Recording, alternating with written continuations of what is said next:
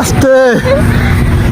Hello everyone, কেমন আছো সবাই? আজকের ভিডিওটা রাস্তা থেকেই শুরু করলাম। কোথায় যাচ্ছি অনেকে তো বুঝতেই পেরেছো, আর যারা এখনো বুঝতে পারোনি তারা কিন্তু ভিডিওটা দেখলেই বুঝতে পারবে। বাইকটা রেখে সোজা চলে গেলাম স্টেশনের দিকে। টিকিট কাউন্টারে কিন্তু প্রচুর পরিমাণে ভিড় ছিল। আমাদের ট্রেন ছিল 8টা 8-এর বনগাঁ লোকাল। ফার্স্ট টাইম আমি যখন রানিং সিঁড়িতে উঠেছিলাম আমি তো পড়েই গেছিলাম, সেই ভয়টাই পাচ্ছিলাম আজকেও যেন না পড়ে যাই। এসে দেখি চলছেই না, আমি যে কি খুশি হয়েছি কি বলবো। আমরা ভেবেছি আজকে আমাদের লেটই হয়ে যাবে, তোমাদের দাদা ভাই বাইক এত জোরে চালাচ্ছিল কি বলবো। এসে দেখি এখনো 20 মিনিট টাইম আছে ট্রেন ছাড়তে। ট্রেন হোক বা বাস হোক, আমি কিন্তু জানলার পাশের সিটটাই বসতে খুব ভালোবাসি। আর আজকের ওয়েদারটা কিন্তু খুব সুন্দর ছিল, বাইরে ঝিরি ঝিরি বৃষ্টিও পড়ছিল, আর দেখতে দেখতে যাচ্ছিলাম, খুব ভালো লাগছিল। দিন কা দিন যে কি গরম পড়তাছে গাইস, পুরো কুত্তা মারা গরম। আর এইদিকে আমার প্যাটের মধ্যে সুসাইড ডন মারতাছে, বেটাটা যে কখন খাবে কে জানে। শিয়ালদা থেকে বাসে উঠে পড়লাম। আজকে কিন্তু অনেকদিন বাদে কলকাতায় আসলাম। লাস্ট যেবার এসেছিলাম আমাদের স্কুল থেকে নিয়ে এসেছিল ইকো পার্কে ঘুরতে, তারপরে আর আসাই হয়নি। রাস্তা দিয়ে হাঁটতাছি, সামনে দিয়ে হিজড়ে মাসি মাথায় হাত বুলাই 50 টাকা নিয়ে গেছে। কি বলো তো বন্ধুরা, গ্রামে থাকলে মনে হয় শহর ভালো, আর শহরে থাকলে মনে হয় আমাদের গ্রামটাই ভালো। তোমাদের কোনটা ভালো লাগে, শহর না গ্রাম? কমেন্ট করতে কিন্তু একদম ভুলবে না। আমাদের দাদাভাইকে বললাম দাও আমিও তোমাকে একটু দেখাই, শুধু আমাকেই দেখাবে, আর ও শুধু ক্যামেরার সামনে আসলেই হাসে। ওদিকে তোমাদের দাদাভাই টিকিট কাটতে গেছে, আমি দাঁড়িয়ে দেখছি 500 টাকা করে টিকিট। আমি তো অবাক হয়ে গেছিলাম, তারপরে দেখি না ওটা ফরেনারদের জন্য, আমাদের জন্য 50 টাকা। এখন আমরা ভেতরে ঢুকবো। এবার তো তোমরা বুঝতেই পেরেছো আমরা কোথায় এসেছি। গেটে ঢোকার সময় আমাদের ক্যামেরা অন ছিল, সিকিউরিটি গার্ডরা বললো ক্যামেরা অফ করতে, হয়তো এখানে অ্যালাউ নেই।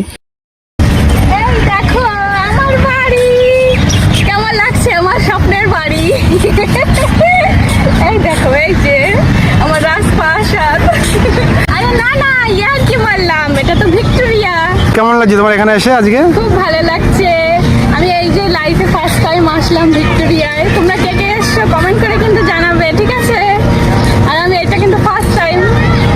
আজকে ছিল মেঘলা ওয়েদার, তোমাদের দাদাভাই গরমে ঘেমে স্নান হয়ে গেছিল, এত পরিমাণের গরম পড়েছে কি বলবো তোমাদের। আমারও অবশ্য গরম লাগছিল, কিন্তু আমি অত ঘামি না তো, ওর জন্য আমার অত কষ্ট হচ্ছিল না। তোমাদের দাদাভাই প্রচুর পরিমাণের ঘামে। সেই সকাল 7টার সময় বেরিয়েছি, এত খিদে লেগেছিল কি বলবো। এখন এক প্যাকেট লাড্ডু নিয়ে একাই বসেছি, আমি বলছি একাই খাবো, তোমাকে দেবো না। বাইরের খাবার অত খাওয়ার অভ্যাস নেই তো আমাদের, তাই বাড়ি থেকে ভাতও খেয়ে এসেছিলাম অল্প কটা। সারাদিন তো আর বাইরের খাবার খেয়ে থাকা যায় না। ভিক্টোরিয়ার সামনেই একটা পুকুর আছে, পুকুর পাড়ে বসে বসে লাড্ডু খাচ্ছিলাম। কোথায় উঠছো? এই গাছটা আমার পছন্দ হয়েছে, আমি গাছে উঠছি। পড়ে যাবে কিন্তু, আস্তে। না পড়বো না, গাড়ি চালাবো গাড়ি। কি গাছ বলো তো? এটা কবুল। কি গাছ? কবুল না, সরি বকুল। বকুল গাছে বলছো কবুল? বকুল গাছের ফুলের কি গন্ধ জানো? আমারে দেখতে কি পাগল পাগল লাগতেছে নাকি বাদর লাগছে বলো তো? গাছে উঠে বসে আছি বাদরের মতো। এই পার্কের মধ্যে বড় বড় বকুল গাছও ছিল, আর বকুল গাছের ফুলের গন্ধ কি ভালো লাগে। আর ফুল ফুটে পুরো একদম নিচে সাদা হয়ে গেছিল, আর লাল লাল ফলও হয়েছিল। আমাদের দাদাভাইকে বললাম আমাকে একটা ফল পেড়ে দাও, বলছে এই ফল দিয়ে তুমি কি করবে? আচ্ছা বকুল ফল কি খাওয়া যায়? তোমরা কি খাও? আমি কিন্তু খেয়েছি আগে। তোমাদের দাদাভাইকে বললাম যে বকুল ফল আমি খাবো, আমাকে বললো পাগল নাকি তুমি, বকুল ফল কেউ খায়? তারপরে কিন্তু চলে গেলাম একটু রিলস ভিডিও বানাতে।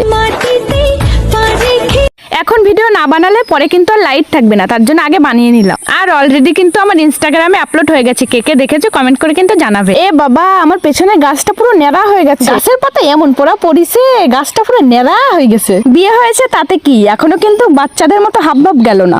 তুমি কি করছো এখানে? তুমি দেখো বসে আছো, দেখো তোমার তোমার চটি দেখো কোথায় আছে, তোমার ফোন দেখো কোথায়, তোমার ব্যাগ দেখো কোথায়, আর তুমি এখানে। এত কষ্ট হয়ে গেছে তোমার? হ্যাঁ আস্তে। সেই 5টার সময় मैं तो बहुत काली हो गई, गोरा रंग काले पड़ जाएगा, धूप में नहीं निकालेंगे। ভিক্টোরিয়ার ভিতরে কি কি আছে এবার কিন্তু দেখবো। ভিডিওটা কিন্তু কেউ স্কিপ করবে না, চলো ভিতরে কি কি আছে সেটাই তোমাদের দেখাবো।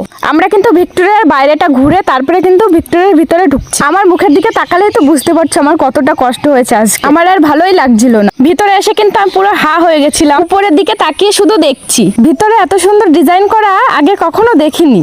অনেকদিন আগে স্কুল থেকেও ভিক্টোরিয়া আসার কথা ছিল, কোনো কারণে সেটা ক্যান্সেল হয়ে যায় আর আসা হয়নি। আর আজকে কিন্তু একটু দরকারে আমরা কলকাতায় এসেছিলাম, তো ভাবলাম চলো একটু ঘুরেও আসি। এই দেখো গাইস, পুরোনো যুগের তরোয়াল আর ঢাল। আচ্ছা, এই ঢাল দেখেই কি ইন্সপায়ার হয়ে ডিস্ট্রিবি কোম্পানি ডিসপ্লে তৈরি করেছে? আমার তো তাই মনে হলো। আর তোমাদের? এই ড্রেসটা আর বন্দুকটা তোমাদের দাদা ভাই দেখেই যাচ্ছে। আমি বললাম শুধু এটা দেখলেই হবে, আরো তো অন্য কিছু দেখতে হবে। আমাকে বলছে তুমি যাও, আমি এটাই দেখবো। কি বলো তো, তোমাদের দাদা ভাই পুরোনো দিনের জিনিসের অনেক শখ। বাড়িতে পুরোনো দিনের জিনিস অনেক যত্ন করে রেখে দেয়। তারপর ওকে রেখে আমি একাই চলে গেলাম।